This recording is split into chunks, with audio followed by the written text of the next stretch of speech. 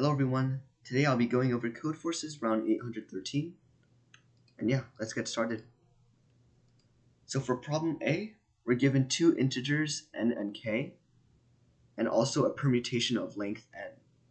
And our goal is to find out the minimum number of moves in order to get the sum of the first k numbers to be as small as possible. And yeah, that's a handful, but when we break it down, it's pretty simple. So first we're given n and k. Let's say n is 5. And a permutation of a number is going to be an arbitrary scramble of all numbers from 1 to n. So in this case, it would be 1 to 5. So a permutation of 5 could be 2, 4, 3, 5, 1, because it's a scramble. But it can't have duplicates, so it can't have 2, 4, 3, 5, 1, and then also 2. It can't have an extra number. It can't have a lower number, like if a permutation is 5, if n is equal to 5, a permutation can't have a length of 4. And yeah, like I said, no repeat numbers. And so we want to minimize the first k numbers, the sum of the first k numbers. So let's say k is equal to 3. The first k numbers in this specific permutation would be 2, 4, and 3. And so the sum of them is going to be 9, because 2 plus 4 plus 3 is equal to 9. And essentially, we want to make this square bracket, all the elements in this square bracket, which are the first k numbers, as small as possible. And a pattern emerges as soon as you realize this, and so the pattern is that you want to get the first or the lowest k numbers, which is every number from 1 to k. So if k is equal to 3, then that would be 1, 2, and 3. Because those are the lowest numbers in the permutation. Because if there's no repeat and there's no lower, there's only 5 numbers and there's no repeat, then the lowest numbers are going to be every number from 1 to k. And so we want to get 1, 2, and 3 inside this box, the first k numbers. And to do that, we have to take two indices. In this case, since only 1 is outside the first k numbers, we want to take index 2 and index 5. And how I got that is because 4 is the second number in this list, and 1 is the fifth number in this list. And we want to take these numbers and swap them. And so our new list would look like 2. Our new permutation would be 2, 1, 3, 5, 5, 4. And there, it's minimized because no matter what order these 3 are in, they're still in the first 3 positions, the first k positions, which is all we need. And so now the sum is 6, because 2 plus 1 plus 3 is 6, and 6 is less than our previous answer of 9.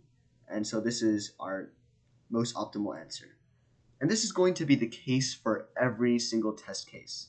No matter what, we just want the first k positions, which is this box I was referring to, the first k positions, to be occupied by every number from 1 to 3, or k, but in this case it's 3. And yeah, that's essentially it. If we look at the code, I just input the permutation, and from 0 to k minus 1, if that number is larger than k, then I add 1. And the reason why this works is, let me remove some of this junk, or some of this clutter. The reason why this works is we want to ignore every number inside k that that belongs there, because we don't want to maximize the amount of moves. We want to minimize it.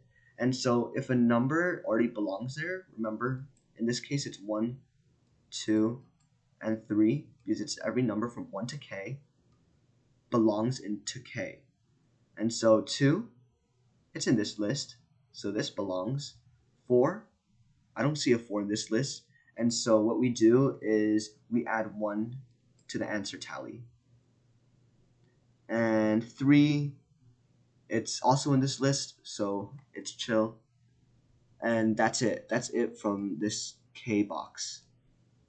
But 4 is not, and so the answer would be 1 in this case. And that makes sense, because what we do with 4 is we swap it with 1, and that makes 1 move. And so 1 move is all we need to get 1, 2, and 3 to occupy the first K blocks, the first K positions. And that's just what the code does. If it's larger than K, we add 1 to the answer. So that's pretty cool. Moving on to question B.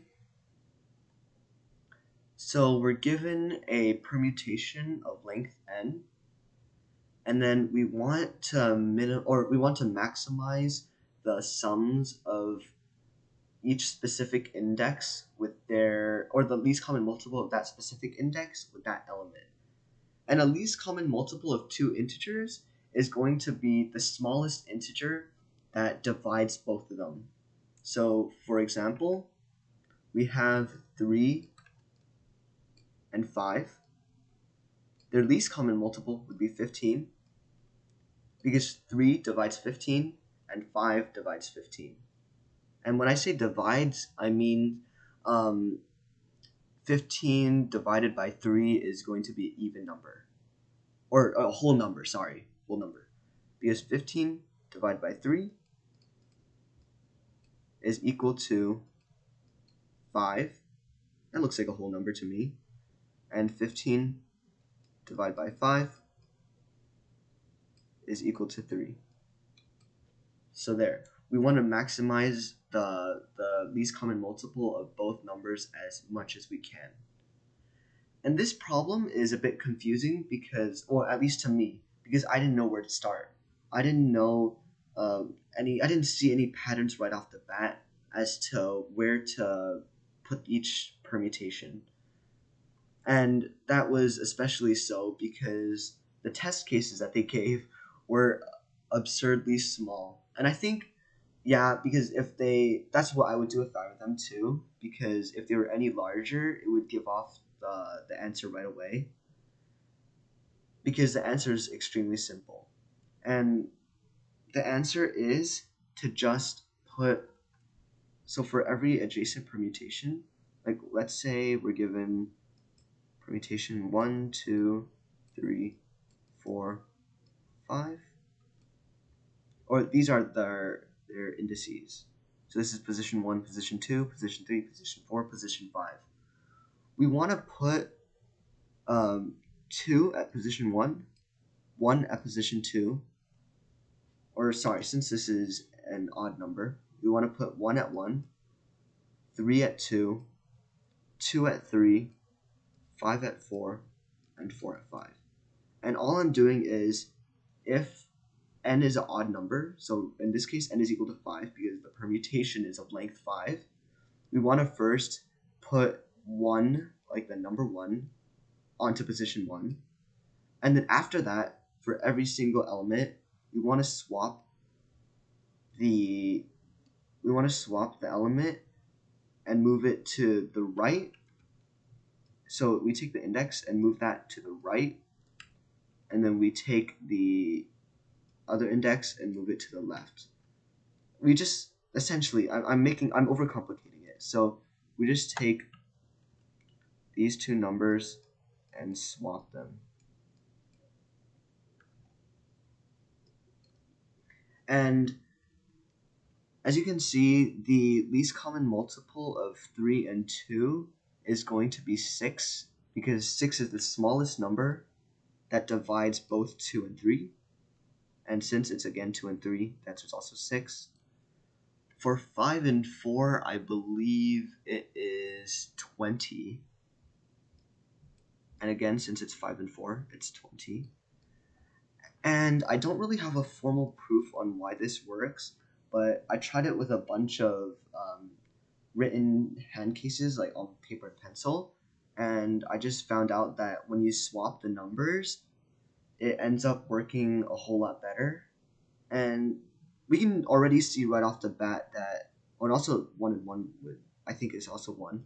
And so the total currently is 1353, I believe. And yeah, we can see right off the bat that this answer is so much larger than if we put the permutation in an increasing order. Because this is the permutation, P for perm, and then the below is the index, which is the position. So position 1, 2, 3, 4, 5. Because the least common multiple, if two numbers are the same, their least common multiple will be itself, because itself divides itself and itself. So in this case it would be 1, 2, 3, 4, 5. And 1 plus 2 plus 3 plus 4 plus 5 is nowhere near as large as 53. And yeah, I guess this was partly solved by intuition, which is extremely helpful.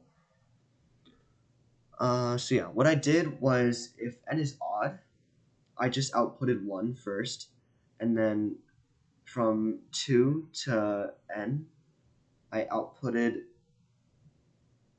I plus 1, and then also I for the next one.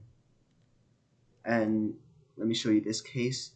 So first, you output 1, or sorry, this is the wrong one. First you output 1, and then now the index is at 2, but then you output 3 because it's 2 plus 1.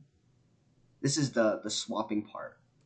So for every gap of 2, so for every like this, and then so forth, so 2, 4, you output 3, which is 2 plus 1, and then you output just regularly I. And in this case, I is equal to 2, and so you just output 2, and then also 2 plus 1. And you keep doing that. For even, it's the same thing, but except I take away outputting 1, and then I start at 1. And this is because initially we can already do the swapping. So let's say the permutation is 1, 2, 3, 4. Initially, we can just swap it and do 2, 1, 4, 3. And I hope you can see like the pattern I mentioned. You just take 1 and move it to the right, take 2 and move it to the left, take 3, move it to the right, take 4, move it to the left. So think of each one as their own individual component, and you can kind of see a sort of checkerboard pattern. And yeah, that's it. You just do swapping if it's even. You count or output I plus 1, which is 2, and then also I, which is 1. And you keep doing that. And yeah. Moving on to question C. So you're given n positive integers, and in one move, you can choose any integer x, and then for all indices that have x, you set that index to 0. First, let me erase it, and then I'll draw it out. So in test case 2, n is equal to 4, and then we're given the pattern 1, 3, 1, 3. So n is equal to 4, and our permutation, our array is just 1, 3, 1, 3. So in one move, you can turn both 1s into zeros. So now this would equal to 0, and this would equal to 0 because they're the same element. Or you can do this into 0 and this and 3 into 0. And if you had extra 3's and you chose to turn 3's into zeros, all of them would equal to 0. And so all you would be left with is 1, 0, 1, 0, 0, 0. And our goal is to make the array non-decreasing. Yeah, so non-decreasing. And that means that it's sorted in a way such that the ith index is larger than or equal to the ith minus 1 index. And what I mean is 0, 1, 1, 2, 3, 4 is in non-decreasing because as you move forward in the array, the numbers never are lower than the previous number. So, 1 is not lower than 0, 1 is not lower than 1, they're equal. 2 is not lower than 1, 3 is not lower than 1, and 4 is not lower than 3. Or sorry, I meant 3 is not lower than 2, and 4 is not lower than 3. But as soon as we add another 3, 3 is lower than 4, and therefore this is no longer non-decreasing. Okay. So I think this problem can get extremely confusing without looking at the code right off the bat. So I guess the most effective way, in my opinion, to teach this problem or to show you the solution to this problem is going to be literally showing you my code, the solution. And yeah, these are the test cases. And first, what we need to do is we want to get the latest index. We want to get the latest index for that element. And what I mean is, let's say we're given the array. Oh yeah, let's use the previous example, 1313. What the first part of the code does is for index 1, because the element is 1, it sets it to 0. So so it sets the element at the other end to 0. Let me do count. So count of 1 is going to be set to 0 because that's the 0th element. This is the first, this is the second, and this is the third. Count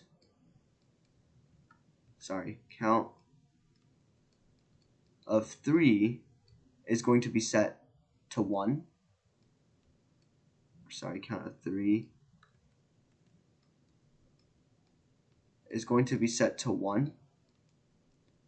And since there's another 1 as an element, count of 1 is going to be set to 2. And it gets overridden because that's the latest element. So all it's trying to do is get the index of the latest element. And since this is a repeat, these elements are discarded. And a better example would be, let me just write random numbers.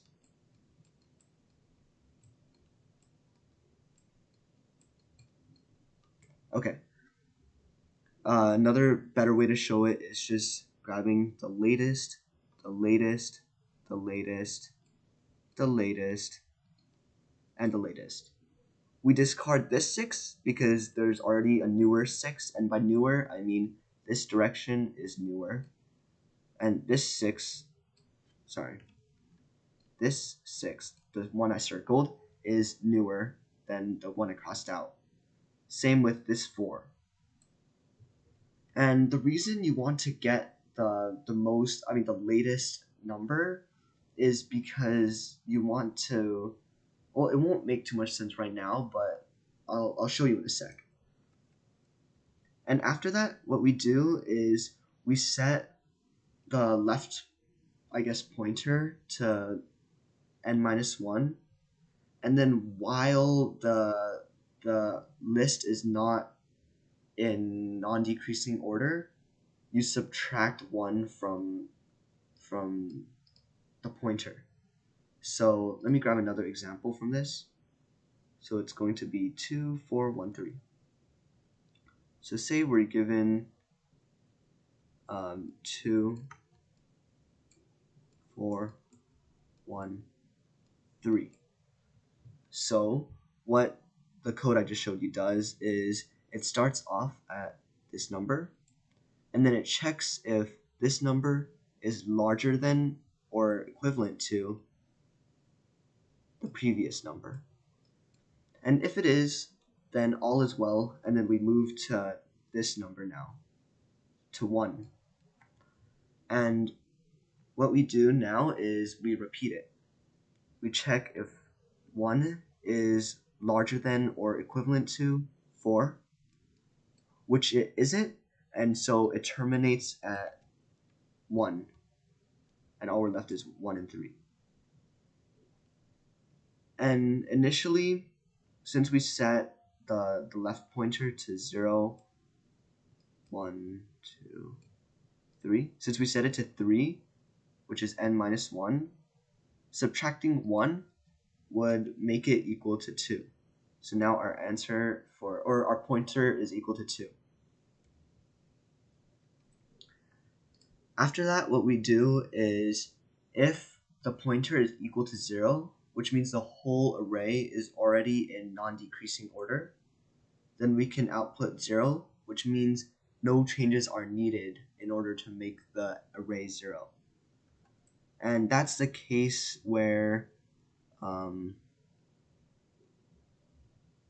no, I don't already have 1. Okay, that's the case where, let's say 1, 2, 3, 4, 5 to make it simple. 5 is greater than or equal to 4. 4 is greater than or equal to 3. 3 is greater than or equal to 1, and then 1 is greater than or equal to 0. And so the pointer keeps decreasing and decreasing, and initially it starts off at 0, 1, 2, 3, 4. This is index 4, because this is index 0, this is index 1, 2, 3, and this is 4. And what an index is just the position. So it's your spot in a way.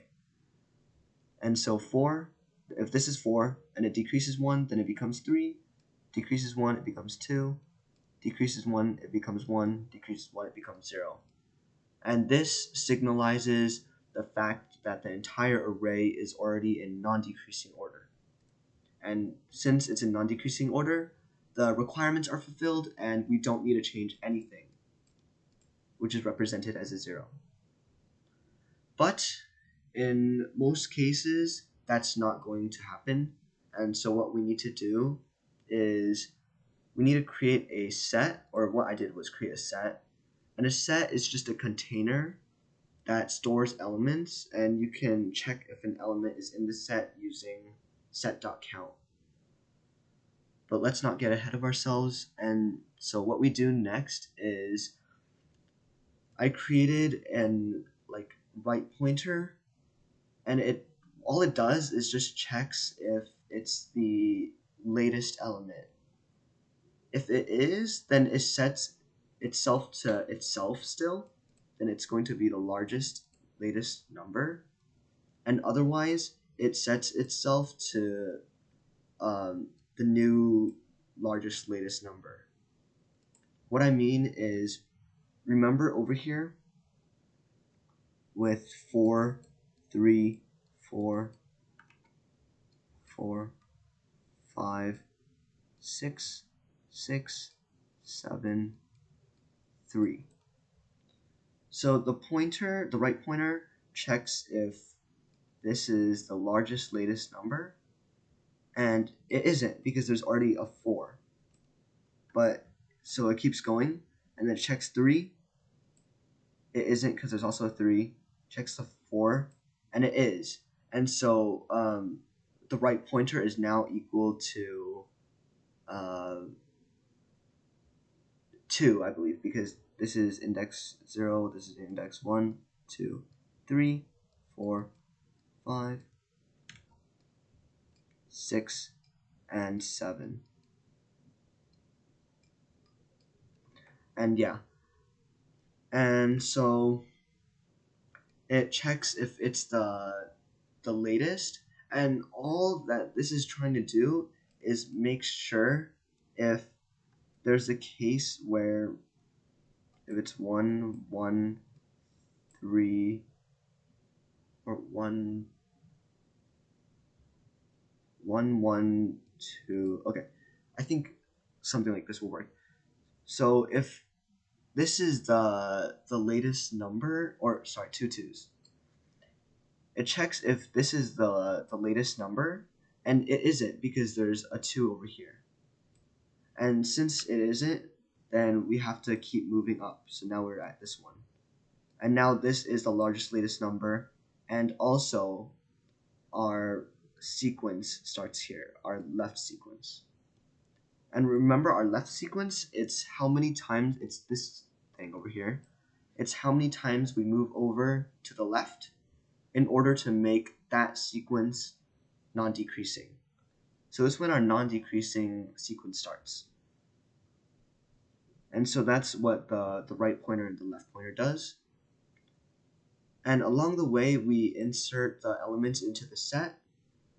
And as soon as the largest latest number, or as soon as the element is the largest and also the latest, and the left pointer is the index is at the left pointer, then we can set the answer to the set size. And it's confusing, so let me run it. Let me try run it. So let me actually take one of the test cases to make it easier. So 2, 4, 1, 2. Trust me, it gets easier once I explain this part. It's 2, 4, 1, and 2. So let's run it from the start. Okay, so we have the array count, and we set count of 2 to 0, because this is index 0, this is index 1, index 2, index 3. So we set count of 2 to 0, and I'll make it quick. So count of 2 is equal to 0. Count of 4 is equal to 1. Count of 1 is equal to 2. Oh, but look, 2 is already been visited, and now it's been visited again. And so we change this number to the latest number. We change 0, and we update 0, and we make it to 3, because that's our latest index right here. Okay, so now we have the count array set up. Next, we check the left pointer. And so while left pointer is greater than 0, this is to make sure it doesn't go out of bounds. And while it's in non-decreasing order, we subtract it from the left pointer. So 2 is larger than or equivalent to 1, and so our left pointer is now at 1. 1, however, is not larger than or equivalent to 4, and so it stops right here. So that's our segment that we need to work with. After that, we check if it's equal to 0, which is not, because it's equal to 2. You know why? It's because originally it was at 3, because that's n minus 1, and we only decreased it one time. So now it's equal to 2.